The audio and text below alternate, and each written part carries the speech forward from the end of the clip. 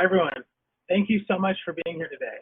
And special thank you to Sappi for making today's talk possible. I'm Andrew Gibbs. I'm the founder of Dieline. We're a global platform and the world's most visited website dedicated to package design. Dieline began 12 years ago as a platform for the industry to share design innovation and creativity through original editorial content and case studies. To date, we've published over 23,000 projects and articles. Dieline highlights the importance and value of package design for brands in today's world. 4 years ago, my life forever changed. After the entire left side of my body went weak, it was discovered that I had a rare spinal cord disease and brain malformation. I had emergency surgery to prevent things from getting any worse, and to say the least, it has been the most humbling experience of my life. It's forever changed the direction of my life, and it's really forced me to rethink what Dieline's purpose is. During my recovery, I had this moment where I remember staring in bed and on my laptop, and I had the Plastic or Planet issue that had just come out of National Geographic. And I just remember in that moment I froze. I remember looking back and forth between the two, and I saw all the beautiful plastic packaging on the homepage of Dieline, and it broke my heart. It was then that I realized that I'm a plastic addict, and probably one of the worst offenders. I woke up to the ungodly amount of toxic plastic waste that our industry creates, and I woke up to the monumental challenges that we're facing as a planet because of it. I decided that Dieline and I would no longer be complicit in perpetuating the myth of plastic. So we made a new commitment to advocate package designers, brands, manufacturers, and the industry as a whole towards sustainable plastic-free solutions. We partnered with an incredible nonprofit, A Plastic Planet, to pursue a shared mission. Together, we want to ignite and inspire the world to turn off the plastic tap. We want to dramatically reduce the use of single-use plastic packaging. And I want to start by sharing this incredibly moving snippet of an article written by novelist Arundhati Roy in April 2020, less than 1 month after COVID-19 was declared a pandemic. Coronavirus has made the mighty kneel and brought the world to a halt like nothing else could. Our minds are still racing back and forth, longing for a return to normality, trying to stitch our future to our past and refusing to acknowledge the rupture. But the rupture exists. And in the midst of this terrible despair, it offers us a chance to rethink the doomsday machine we have built for ourselves. Nothing could be worse than a return to normality. Historically, pandemics have forced humans to break with the past and imagine their world anew. This one is no different. It is a portal, a gateway between one world and the next. We can choose to walk through it, dragging the carcasses of our prejudice and hatred, our avarice, our databanks and dead ideas, our dead rivers and smoky skies behind us. Or we can walk through lightly, with little luggage, ready to imagine another world and ready to fight for it. Because now we know. Now we know that the chemicals industry knew all along that recycling plastic would never work.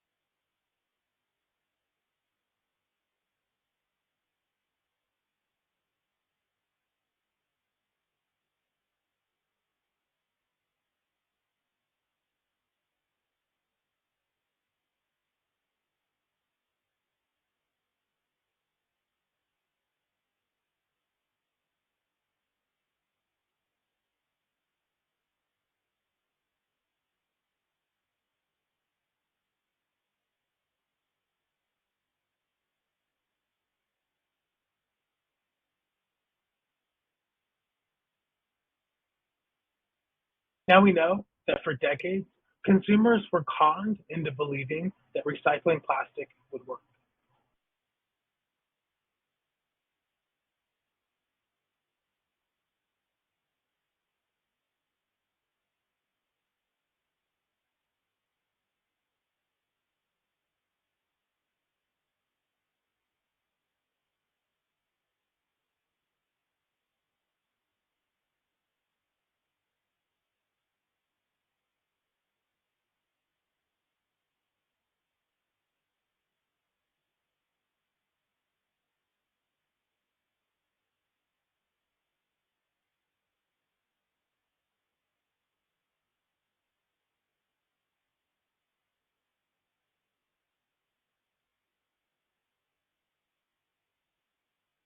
Now we know the plastic coating symbol was created by the plastics industry to fool consumers into thinking that every package with the symbol on the bottom was actually recyclable.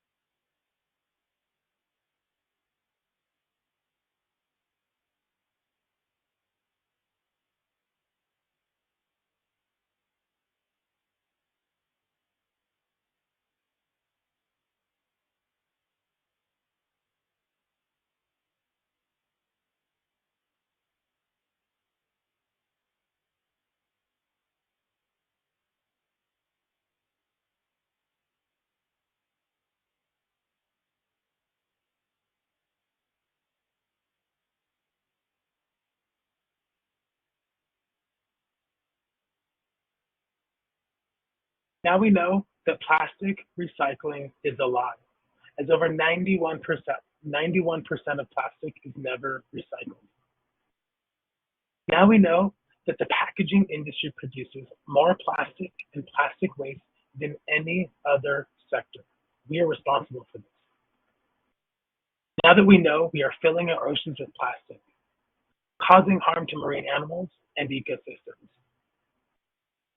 Now we know this material is filling up our landfills with plastic, causing harm to soil and water by contamination.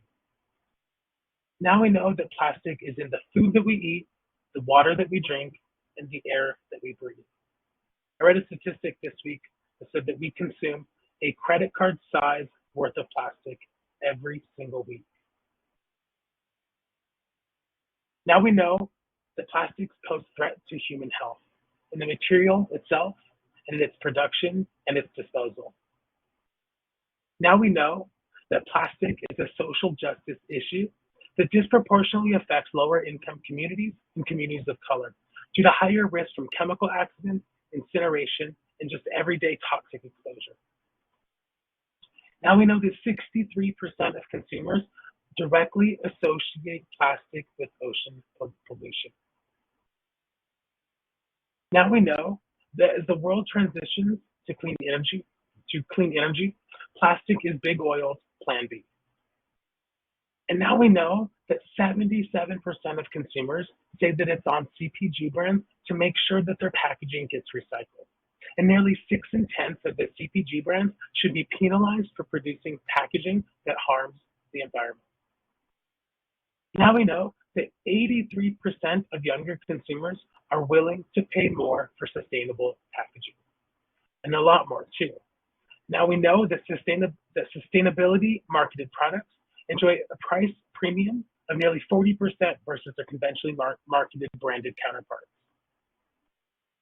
Now we know that CPG companies can no longer afford to make products that harm the planet. The time is up. The tide has turned. And as designers, we can no longer afford to create unsustainable products. And now we know that we, the creators of brands and packaging, must let go of single-use plastic. Not only because it's terrible for our planet, but because consumers are demanding it. It's the best investment we can make as designers, and it's time to do our part.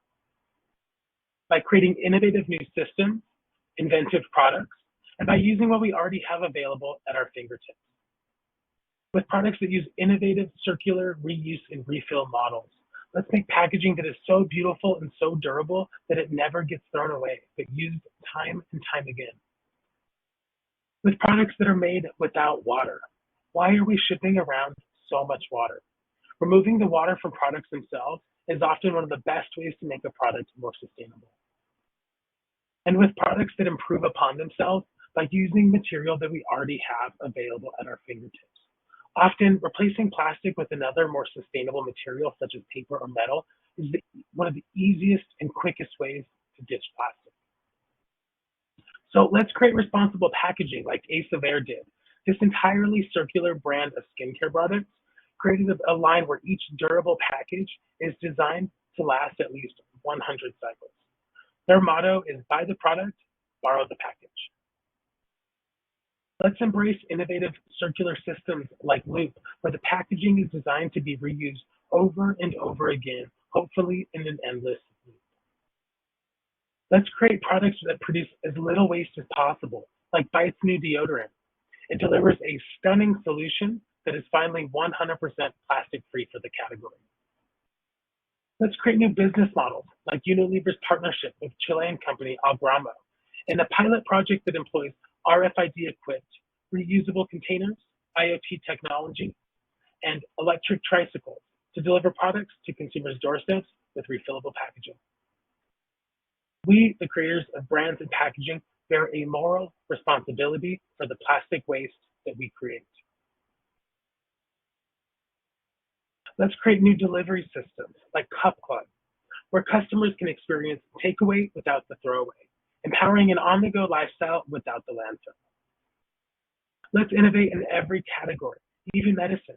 After 2 years of intense R&D and working alongside the FDA, Cabinet Health has designed the world's first compostable and refillable medicine system, suitable for the most common medicines in the world. In the future, they're working to expand their sustainable packaging to include prescription drugs, liquids, powders, and creams. Let's create products that produce as little waste as possible. Brands like Handle, an innovative startup with a strong belief that used beauty packaging isn't a waste, but a raw material that can be repurposed. They collect beauty packaging from salons, retailers, and consumers, then recycle and repurpose the materials to create a premium range of beauty accessories. Let's reimagine delivery systems like the founders of Eddi did when they were unable to find a stylish, refillable hand soap dispenser that used as little plastic as possible. Eddi's ingenious system uses aluminum bottles that screw directly into the interior of the dispensers, allowing for an incredibly simple refill. We have to ask ourselves, as a society, why is it okay to wrap something as perishable as food in something as indestructible as plastic? Let's let go of plastic like the Restore in Los Angeles did, a holistic grocery experience that removes the need for plastic packaging altogether. They've curated hundreds of the highest quality refillable goods and zero waste products in a beautiful and effortless shopping experience. Let's create new systems that are responsible, safe, and ethical to use, like Olive, a shopping service that reimagines how deliveries and returns should be with a luxury, reusable shipper experience. Let's stop shipping around so much water. This is Peach by Glove Collaborative, and they're changing the way consumers feel about beauty bar formats by showcasing that they can still get high-quality products without sacrificing sustainability. Let's create challenger brands like Blue Land, who have reimagined everyday cleaning products to eliminate the need for single-use plastic packaging. By removing the water, they've diverted nearly 2 billion single-use plastic bottles from landfills and oceans. We, the creators of brands and packaging, bear a moral responsibility to our people and our planet. Gone are the days of not caring or thinking about the sustainability of the products, or materials that you create. Our planet simply cannot afford it. Let's create smarter, more efficient delivery systems like Bubly drops for SodaStream, giving consumers a unique opportunity to enjoy their favorite sparkling water brand through a new format and customized experience. Let's shake up categories like EcoPod is doing, a new brand of powder-based single-use hotel amenities with packaging made from paper that's easily recyclable and compostable. No more little tiny plastic bottles here. And let's not look back. Let's change the status quo with innovative ideas like Forgo. This is the world's first powder to liquid hand wash delivered in plastic-free paper refills. When you see projects like this, it's almost just like, well, duh, why didn't we do this already? This is an ingenious solution. And let's look forward with brands like Good JuJu and their innovative laundry strips. Each 30-strip envelope prevents an entire 1-liter plastic jug from entering the landfill. I mean, that's absolutely insane. An entire jug for a sheet of paper. We, the creators of brands and packaging, must let go of a material that is no longer responsible, safe, or ethical to use. So let's transition legacy consumer brands away from plastic and excess water, like seventh generation is doing with their zero plastic range of cleaning and laundry solutions, all packaged in metal tins. Let's create brands that make us proud of the materials that we select, like Plus Body Wash, a zero waste cleansing sheet that lathers up with just a few drops of water and is stored in 100% dissolvable packaging. As designers, let's be personally responsible for the materials we choose for the brands that we work on, and choose responsible materials like Spruce did for their Eternity aluminum bottle, which only needs to be purchased once. Let's stop creating more plastic and create more 100% plastic-free brands like Object, who encourages their customers to challenge the way that the beauty industry and society as a whole operates. We, the creators of brands and packaging, must use our unique skills to design and envision new products, new systems, and new paradigms, all free from single-use plastic. Let's use our skills to design new solutions, like the founders of Heir did, who see sustainability as a fundamental design problem. Inspired by gel capsule vitamins, Heir's serum replaced the typical plastic bottle with tiny capsules that provide the kind of oxygen barrier that vitamin C needs to remain effective. Ingenious idea. Let's give consumers brands they can believe in, like Finn Dog Supplements, who ended up delaying the launch of their brand by 6 months just so that they can launch with a plastic-free alternative. Let's make sustainable products affordable and accessible, like actress Jada Pinkett Smith did with Hey Humans, a gender-neutral and 99% plastic-free beauty care line. The packaging is made primarily from aluminum. Let's lean into new technologies like Apeel, an edible coating that can make avocados, citrus, and many other types of fruit and vegetables last twice as long as usual by using a tasteless, edible coating made from plant materials. Because it's time to take personal responsibility for the materials we use in the products we design. Let's use existing packaging formats in new ways, like Trades for Good, the world's first hand soap packaged in the standard soda can. Let's totally embrace sustainability as the ethos of a brand, like Liquid Death Mountain Spring Water, a canned water company whose tagline is death to plastic. I often get asked what the future of package design is. I say that it's paper. Paper-based packaging has the power to replace plastic in so many ways, like replacing things like single-use polybags. The Bella Bag is a paper-based alternative that is made of FSC-certified paper, is curbside recyclable, durable, and transparent. Even Procter & Gamble has released plastic-free deodorants in a paper tube made from 90% recycled paper. Because we are responsible for so much plastic pollution. So let's use responsible materials wherever we can, like Corona has done with their plastic-free six-pack ring. Made from plant-based biodegradable fibers, if left in the environment, the six-pack ring will break down into organic material.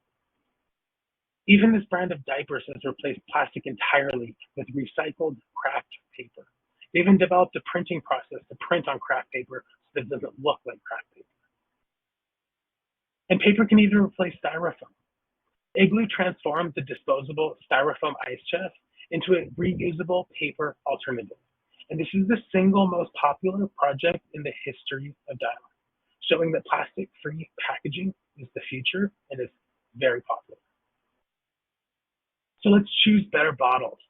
Choose Packaging has developed a paper-based bottle that is 100% free of all plastics, providing a viable alternative to plastic bottles. Because consumers buy what brands sell them, so let's sell them something better. Even on a larger scale, we can replace plastic with paper in so many ways. Advantage Stretch Wrap is a strong and stretchable craft paper made of responsibly sourced materials that can replace plastic stretch film for wrapping pallets. Even things like dumbbells, which usually come in a heavy plastic case, This solution from Power Fitness adapts a paper-based alternative that uses one piece of corrugated paper.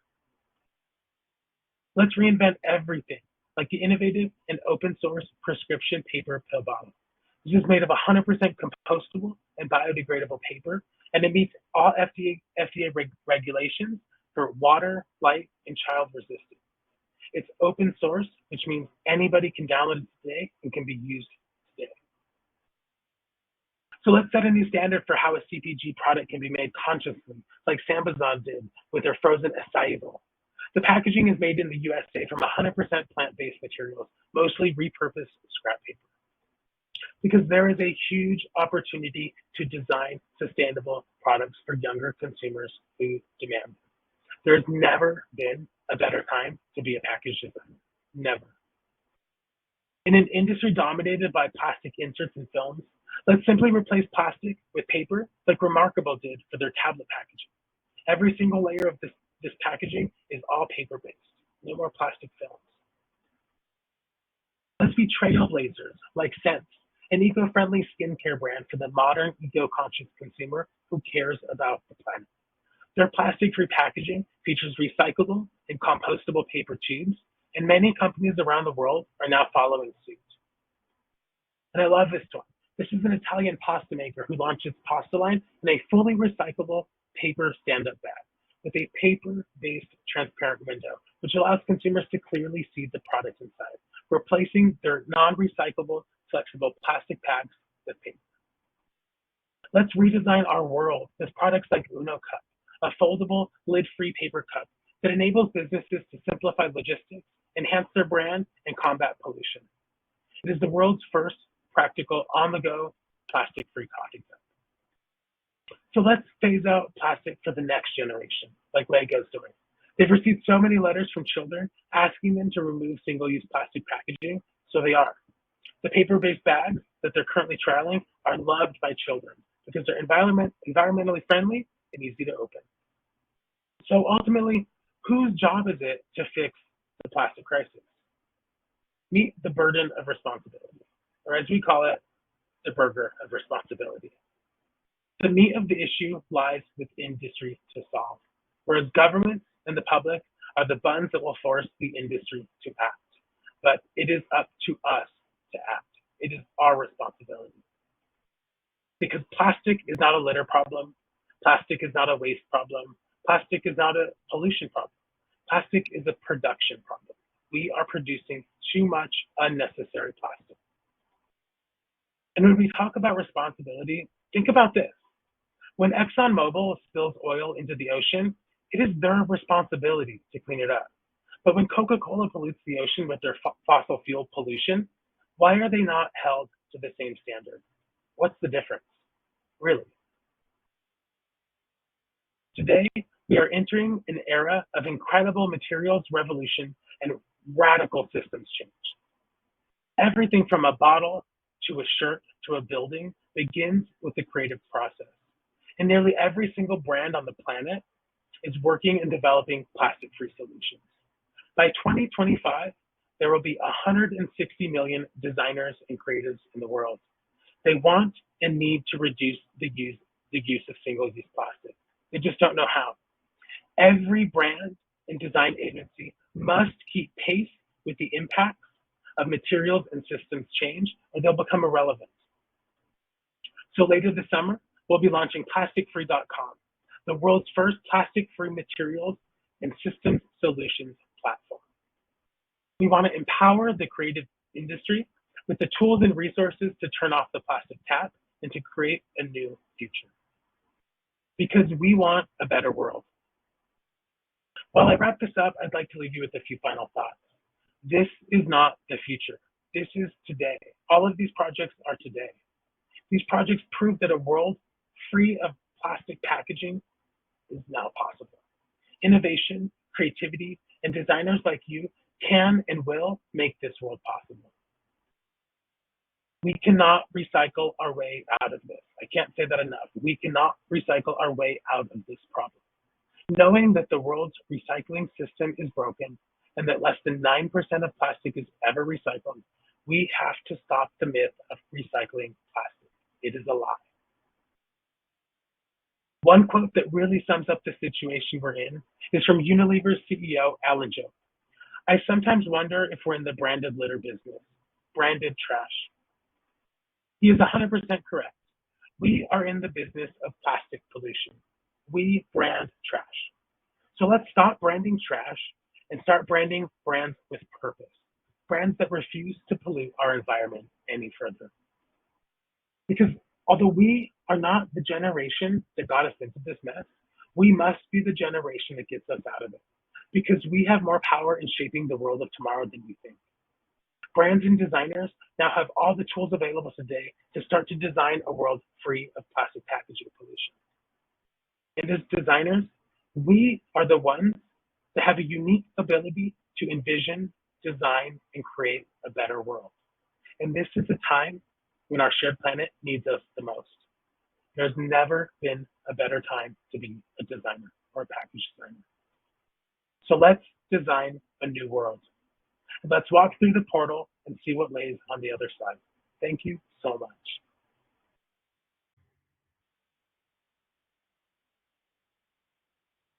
Hello, and thank you for everybody attending today our webinar. I have some really exciting news for anybody in North America.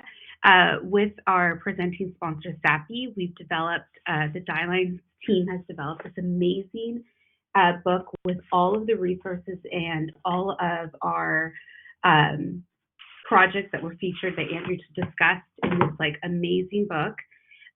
Everybody that has attended the live webinar and is in North America, you've already given us your address, so we'll be sending this to you. It'll have, I don't know how many cards. Andrew, how many cards does this have? 68, I believe? 80 something, I believe, 80, is the final count. 80 something, and it has all. We just kept adding, and we kept adding. Yeah. It'll have all of the projects that are featured, and then a QR code on the back that you can go to for further information on the project. I know a lot of you are looking to get resources on everything that was discussed today, so this is one step into those resources.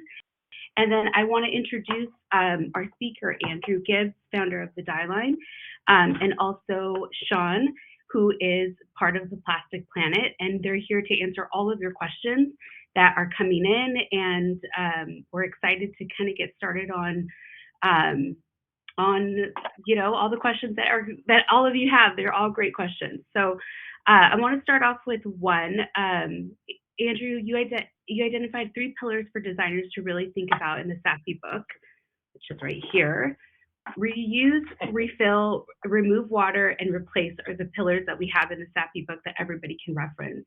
Are there any big things designers should be looking at moving forward with? Yeah, I mean, I think as far as packaging, one of the other big things that's really coming in our future and is really today, especially in Europe, since they're so much farther ahead, is compostability. We really need to be making sure that we're using materials that can be compostable, especially when we're designing food projects. Food is a perfect, thing to work with compostable packaging because compostability needs that food waste on it for it to compost down to. So that's something that designers really do need to start kind of getting focused on, and also where these things can be actually composted, whether they're home compostable. That's kind of the golden standard that we shoot for, so that the idea is that your packaging that you create gets sent to someone's home and they can actually compost it in their home garden. That's kind of the ideal version, but we're getting there, and so that's something definitely designers need to start paying more attention to. And this question's for the both of you. What are some of the favorite case studies that you've seen, or projects or anything that either in this book or that you've seen out there that's just been such a great initiative to go plastic free? Sean, why don't you start? Great, thanks, Jessica, and hi everybody. Really glad to be with you, beaming in from London, so there might be a little delay.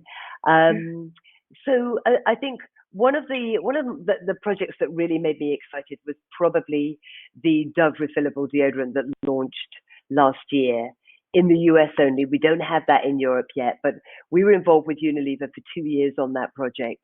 Even though it's not plastic free, what I love about that Dove refillable, and some of you might have seen it, it's the, thank you. Oh, exhibit one There it from is. Andrew. There it is. But what I love about that, and you can see it straight away, it does not look like you expect a Dove refillable, any kind of Dove product to look like. So it reinvented an aesthetic for us at such a mass market level. It's deodorant. It's not a sexy product. And somehow it took sustainability or a new way of us buying deodorant, and through the use of very, very good design, elevated it from this forest floor, took it out of this kind of, knitted sandal world of sustainability, and made something so beautiful that you want it, rather than you're going to do it out of necessity to save the environment. You want it, and then you notice that actually you've changed your buying behavior. So instead of that big lump of plastic hitting the bin every single month, of your push-up stick deodorant, instead of that, you've now just replaced the bit that you've actually consumed, which is your deodorant. So being able to reinvent refill at a mass market level that you're selling in somewhere like Target and CVS, with the world's biggest skincare brand, Dove, in a very everyday product category like deodorant, that I think is one of the most exciting things that we have seen, and many of the projects that Andrew has highlighted here. But for me right now, what we have to be focused on is we have to change things in the billions of units, not the thousands of units, because we are still having the same conversations now that we were having 4 years ago. We have to catch everybody up super fast, and we have to get the big brands to really work. So true. I agree. And one of my favorite projects in here is Blueland. I think Blueland is such a great example of a brand that's challenging the big CPG brands of the world. Blueland's developed a system that is just 100% plastic free. Their refill system is fantastic. It's tablets that go into bottles, powder tablets. I use Blueland at home. It's real. It's something that actually works. It works really, really well. And it's replaced all my major CPG brands for cleaning supplies. And it feels like the future of packaging. It feels like the Jetsons almost, where you can drop a tablet and then magically you have an entire bottle of cleaning solution. It's really ingenious, and it's products like these that are really challenging the big CPG brands of the world. Yeah, those are great examples. I'm going to say mine. No one asked, but I'm just going to give mine. Mine is Plus, because it's completely dissolved. It's so great for travel. It's so great. You can use it. I love Plus because of the innovation of this altogether. I think one of the biggest things that designers can do is innovate and work with manufacturers and work to really push the envelope on ideas. And we also have a webinar on Plus. If you go to the Dieline and go to watch, you'll see the innovation and how much work went into developing this product and getting it out to market, and the inspiration that they had behind everything. So I think the biggest thing with sustainability is really pushing the boundaries of innovation. And this is my favorite project in the book, and one of the examples that were given. Can I just add something to that, Jessica? Because what's so heartening is that both of you chose a project, a favorite, where it isn't just about the packaging. It's the fact that the brand rethought the formulation, and that's where we have to start. You go into a CVS right now, it's a sea of colored plastic with everything. You go to the shampoo aisle, everything is a liquid format still. And so as a designer, you get that brief often, and the formulation is already done. It's already, okay, this is what we need to package. What would you propose that we do it in? Can you make it look pretty so we can sell more of it? And what I would love is for the design agencies of the world now to push back against that and say, no, we don't want to be at the christening. We want to be at the inception of this brand so that we can have some input into, so what do you want the benefits of that formula to be? Therefore, what is the format of that formula? Because we have to stop thinking, just as Andrew pointed out in his presentation, we've got to stop shipping water across land and water for most of the products, particularly in personal care, obviously drinks, where it is 98% water. Why are we not adding water at the point of use? So if we did that, imagine the amount of plastic that we would just not need anymore. Right. And it's interesting because these brands are not associated with big CPG clients. They're just regular people, that have this idea that want to make an impact and change, and they start doing it themselves or doing it with somebody that has this idea. So, like you mentioned, it just really starts with a lot of ideas and innovation, and designers have the ability to do that, to work with the design and have things look beautiful in regards to branding, and in addition to having packaging innovation as well into sustainable solutions. Okay, so going on to questions that everybody has asked. Sean, for you, how to move large CPG clients forward into investing big money into something that they might not get back momentarily, but environmentally. This person said that this is their challenge. I can well imagine, because I don't know a brand director on the planet that will say, we're going to do this because it's the right thing to do, and I'm gonna stand up to my CEO and I'm gonna say, I'll lose my job if this doesn't work. Nobody's going to do that. Most of the people that we work with who manage brands are there, to be honest, temporarily. And therefore, everything is CYA. Everything is about, I'm just going to move incremental steps. I'm just maybe going to do a little marketing reshuffle here, wear a little green cloak for a while, so that it looks like we're doing the right thing. And the only way that you will get serious change now is you have to be working at the senior levels, as far up as you possibly can be on that C-suite chain. And what you have to communicate to everybody now is doing good is not bad business.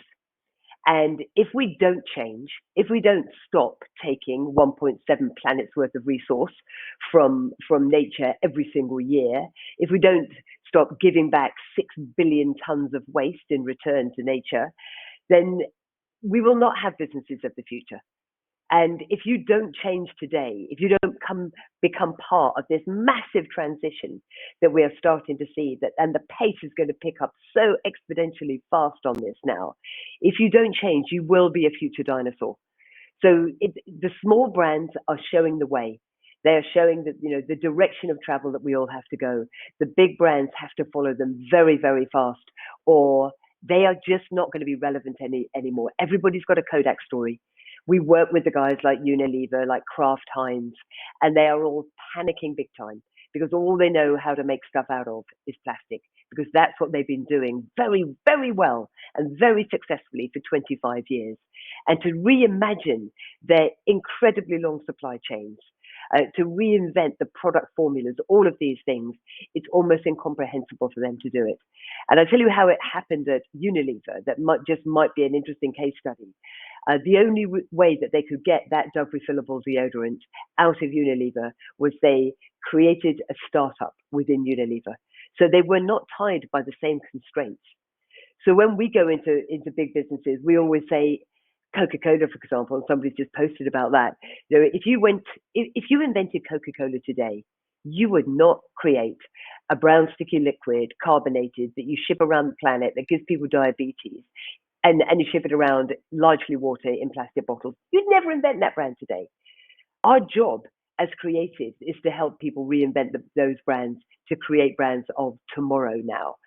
And anything that we can do to help people say, forget the baggage behind you, forget your supply chains, have a clean sheet of paper today for once.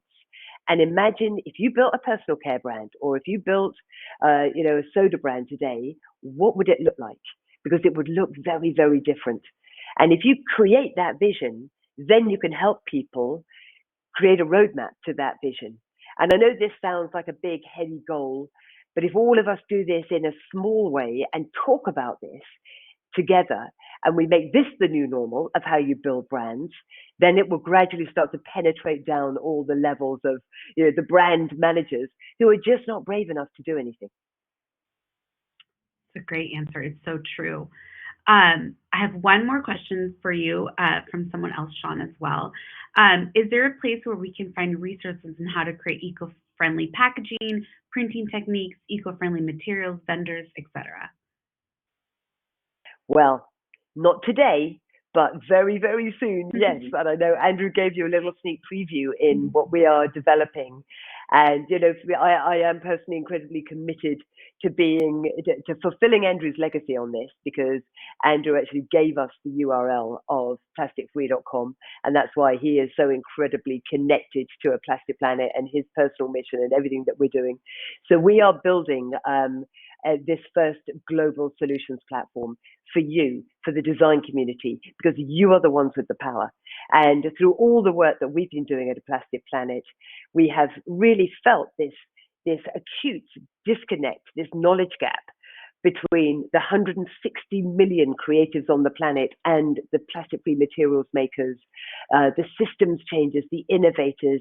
Nobody is educated, nobody is bringing these two together, but bringing them together in a way that inspires you, that ignites you, the design community, that empowers you to push back against that inevitable design brief that says, oh, just use a bio-based plastic, or just use a recycled polymer and we'll get a green tick.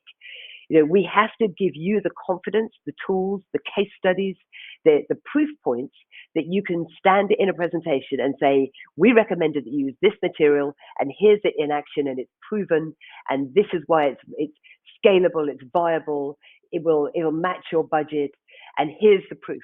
We need to give you that. So this is what we're building with plasticfree.com, which will be, we hope, one of your absolutely essential design tools for everything that you're doing in the world of packaging. It will also address fashion. 70% of all our textiles are made out of fossil fuel plastic. We rarely talk about that. The fashion industry is so not ready. At least packaging is something we see and we feel and we touch and we feel a bit guilty about. But fashion, nobody in the fashion industry is ready to divest of fossil fuels. So we will also be addressing the new materials of the future that we will. So we don't have 70% plastic bags hanging in our wardrobes anymore. Now, fashion industry also needs to be touched on as well. We have one question about compostable bags. Like, they want to know your thoughts, Sean and Andrew, on compostable bags. Compostable. Oh yeah, no, Andrew, do you want to speak? Because I'm just a blabbermouth here. No. This is so fantastic. I'm so glad you're here. I feel like you take everything I'm going to say, but just say it in the nice condensed British way, and I just absolutely love it. So please do. Yeah, you go, Sean. So the compostable bag is always an interesting one, and Andrew touched on it at the beginning, absolutely rightly. So we're very conscious that a lot of people are starting to specify compostables. Bags, packaging, T-shirt bags. Stella McCartney is using compostable packaging. Loads of people are, and we realize that what we're using actually is a very valuable and rare resource, compostable materials. There is not enough compostable films on the planet right now, and we're using them for the wrong things because they will never end up in a composter. And so the question to ask yourself is, if I specify this packaging to be compostable, will it help get food waste into the food waste system? And if the answer is yes, it's a good use of a compostable material. If the answer is no, it probably isn't. So a T-shirt bag is not a good use of a compostable unless you then use it as a food caddy waste bin liner afterwards. But just as that, it is rarely going to get composted. A sachet, a small packet of tomato ketchup, that will always be contaminated with food, that will help bring that food into the food waste system, that is so small and valueless, it's never going to go into a recycling stream anyway. Perfect use of a compostable. So this is an area that is highly unregulated so far. There is a lot of confusion about it. And to really help designers, we wrote a report called The Compostable Conundrum, when is the right time to use a compostable material. And you could download that for free. It has a red and a green list of, here's the things we think are a good use of compostables, and here are the things that we think are not. So if anybody wants some help on that, then just go to plasticplanet.com and you can download that report. And it just might help you reframe it of, does it act as a conduit to take food waste into the food waste system? That's the simple question. So a compostable bag is great if you think about its second use and not its first use. And if you're thinking, this is a food caddy waste bin liner that I am taking my groceries home in first, that's a great way to think about it, rather than it's a compostable bag and I just put it in with all my other bags under the kitchen sink. great. And Andrew's placed the resource there on the chat. The compostable conundrum. Okay, so we're almost at 20 minutes, and this is supposed to be 10, and so we're running out of time. But I want to reemphasize the book and how everyone will get it that's in North America. I'm so sorry for anybody else that's not in North America. I want to thank Sappi for giving us the opportunity to develop this resource for every designer. The entire Dieline team worked on this book, including whoever gets it, you'll see some other resources and articles on there that have not been published on the Dieline. This is like exclusive for this book. And Andrew and I wanted to design something that was kind of like a Pantone book, but for sustainability. So you kind of have it on your desk, and you know, if you're looking for some inspiration or can this actually be done, you go to the book and you look at all the sections and all the projects, and it's just a wonderful way to have a resource for designers. And so we want to thank Sappi for developing this with us and working with us on this. Wonderful paper was developed on this and printed on it. Sean has an intro to this book, which all of you will have the opportunity to read.